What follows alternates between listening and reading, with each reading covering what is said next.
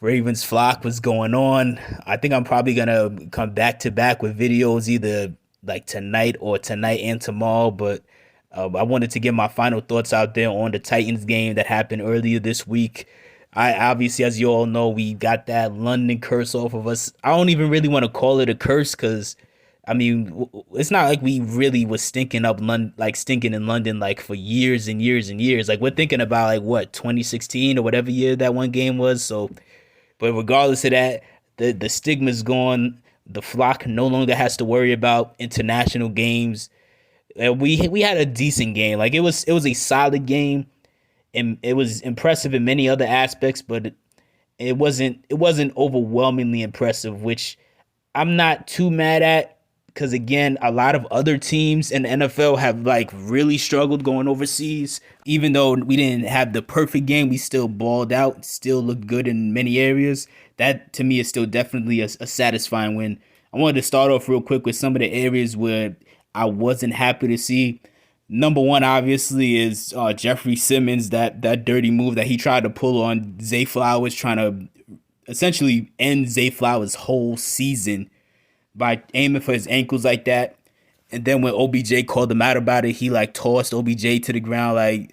Like that's definitely like some scumbag stuff. So I wasn't really happy to see that. As far as something that we were responsible for that I wasn't happy to see, I wasn't really satisfied with how we handled like the Titans running attack. Like we allowed them to get off 129 rushing yards. Like this was one of Derrick Henry's better games so far this year, which was a little frustrating to see because even though Derrick Henry's a good running back, based on the way his season was starting, it was almost looking like he was starting to look a little washed. So I was hoping that we was gonna really put the nail in the coffin when it comes to how Derrick Henry is perceived. We didn't do that. He went off on us really. He had 97 yards and a touchdown. He got off that 63-yard run.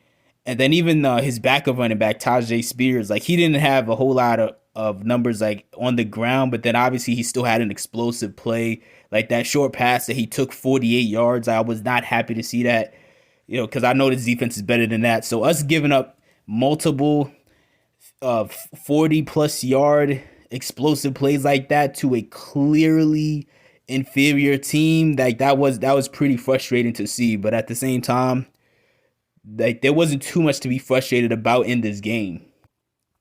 As far as their passing attack, we pretty much kept them in check. Outside of that one explosive play to Tajay Spears and like a 20-yard pass to like D Hop, we kept their passing attack in check.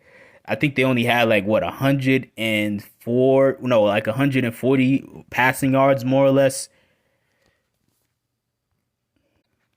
So even though we had a tough game, like in the running attack, we at least had a better game when it came to the passing attack. We picked off Ryan Tannehill, Geno Stone, like definitely a guy that many people liked, but I don't think anybody saw it coming how much he was gonna ball out this year.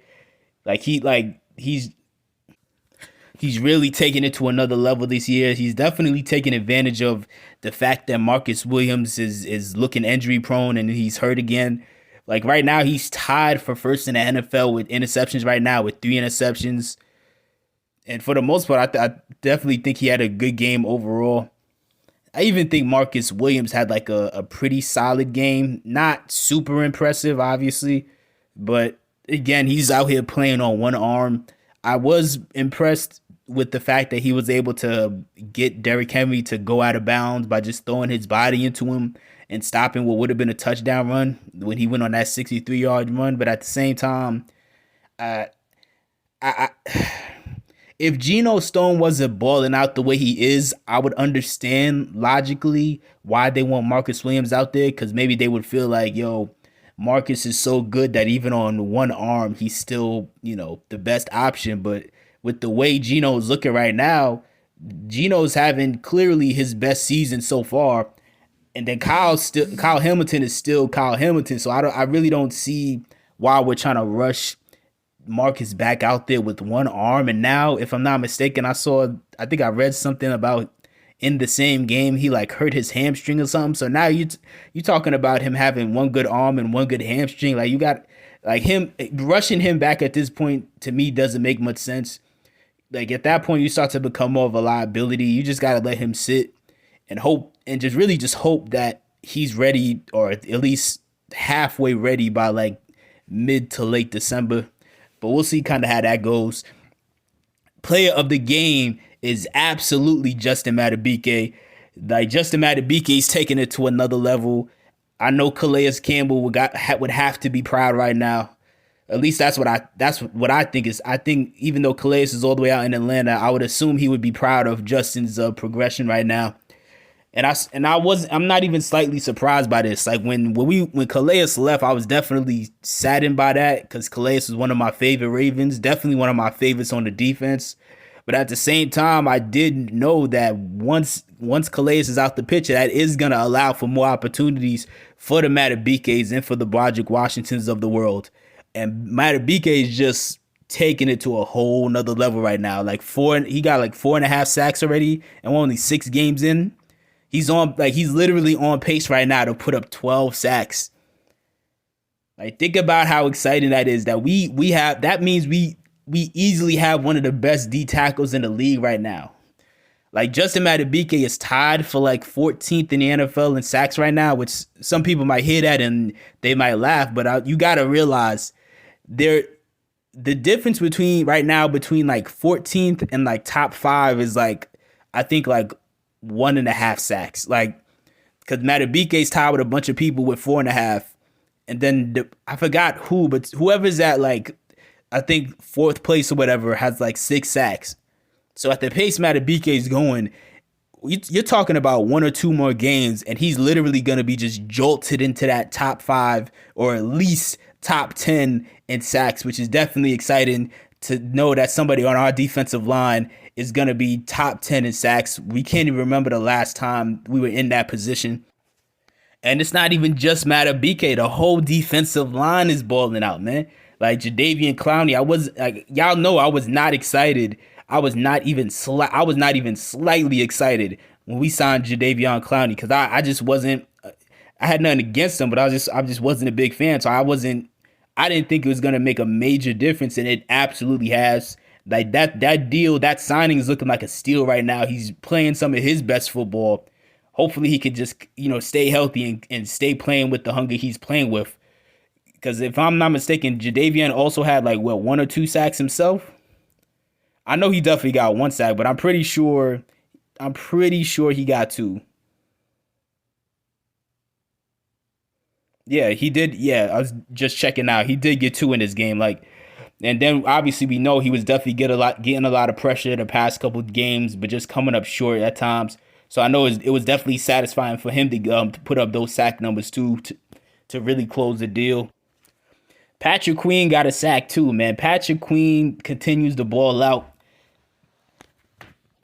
The only sad part about him just balling out at this level is it's almost going to guarantee that we're not going to re-sign him, because the way he's balling out, he's probably, I can't imagine him wanting a contract that's worth less than $20 million a year. With the way he's playing right now, with the way he's progressed year over year since his rookie season, even before Roquan got here, the way he's continuously progressed and improved on all his flaws, I can't imagine. And then on top of that, he's durable. I don't think he's ever missed a game. There's the amount of teams that are gonna line up to get Patrick Queen this offseason is gonna be crazy. That's all I really had to say when it came to the defense. As far as the offense, I felt so bad for Nelson Aguilar at the beginning of that game, man. Because you want to talk about luck? That was literally a shoestring tackle. If that defender off the Titans would have waited 1 second too late to tackle, or if he would have missed him, it was a wrap. That was going to be a house call. He was taking that all the way. I'm definitely thankful for Justin Tucker. He got 6 out of 6 field goals. He got the extra point blocked, but then he got 6 field goals in a row or something like that. But right now, our red zone efficiency has just fallen off a cliff. We went from getting 80% of our red zone trips converted into touchdowns to now only 22%. So and then on top of that, we're looking so mid in the second half. Like it's definitely frustrating to see. You even see Lamar having to answer questions about their second half struggles in some of these press conferences because it's not making sense why we're not properly adjusting and really putting these teams to bed. Like it again, this is the same issue we had in the Colts game and the Steelers game and so many games where again we're just letting teams hang around.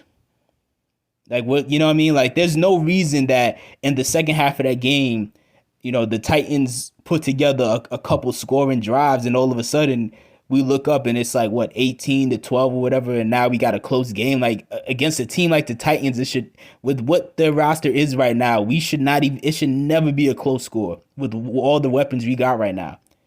Again, it's another game where we should have put up like at least 30-35 points where it just seemed like opportunities were left on the board. But again, I'm still optimistic in general. There was still exciting things to see offensively. Lamar still looks locked in. Outside of that one pass to Rashad Bateman, I personally just thought that was just a bad throw. I didn't like that Bateman didn't put any effort in, but I still in general just didn't think it was a good throw. But outside of that, Lamar was locked in. He was looking sharp, dropping dimes everywhere. Zay Flowers got his first touchdown. I hope we start looking to Mark Andrews more in the red zone.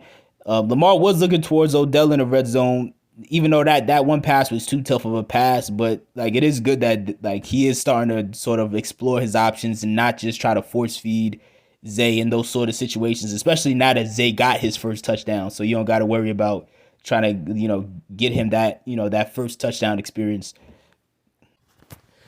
I was also happy to see like how we looked when it came to yards after the catch. Of course, like I mentioned a second ago, Nelson Aguilar caught that short pass and he took it for I think at least 20. But again, if that shoestring tackle didn't happen, that was gonna be like a 60-yard touchdown or whatever. Like you could clearly see like nobody was gonna catch Nelson at that point. So so hopefully, we get more opportunities like that when Nelson just takes off and does his thing. I was happy to see that that OBJ played that 30-yard play where he caught the slant and took it like 30 yards up the field. Mainly, I was just excited to see that just because number one, it's showing that he still has that burst, which many of us, including myself, were starting to question based on how things were looking the past couple weeks. But then also, I was excited to see it because that definitely seems like a play that I would like to see dialed up a bit more, especially in scenarios where, we're getting blitzed. With the amount of times we struggled against the blitz, I definitely would like to see them just literally just start spamming that play, just back to back, just going to just throw a slant to OBJ over and over again and just see if, he still got it and just let him do his thing. Gus Edwards got 16 carries in this game. One of the keys in the game, I was saying, was to get Gus more carries consistently. He didn't have a good game, obviously, as far as his performance running the ball. He only averaged like 2.5 yards a carry, but I still stand by what I said. Like more often than not, if you give Gus 15 to 20 carries a game, he's going to put up solid numbers because, again, on his career, he averages 5 yards a carry. Like he is that power running that we need. And in my opinion, he's better than Justice Hill. But at the same time, it just seems like Todd Monken or Harbaugh or both, I don't know. But somebody in that coaching staff, they just don't like Gus. And they just really prefer Justice Hill for whatever reason. So I'm not really sure what's the cause of that. But either way, again, a solid win. We gonna play the Lions this Sunday. This is gonna be like the real test. I'm probably just gonna come right back with another video about the Lions and just really all we got to look forward to coming in that game. So let me know what your thoughts are on the Titans game, and let me know, like, do you think that Marcus Williams should, sit the rest of the year or at least sit until it's close to playoff time? Let me know, do you think that we should have put up more than 24 points? And let me know what you think would be our keys to actually getting back to scoring touchdowns in the red zone consistently again.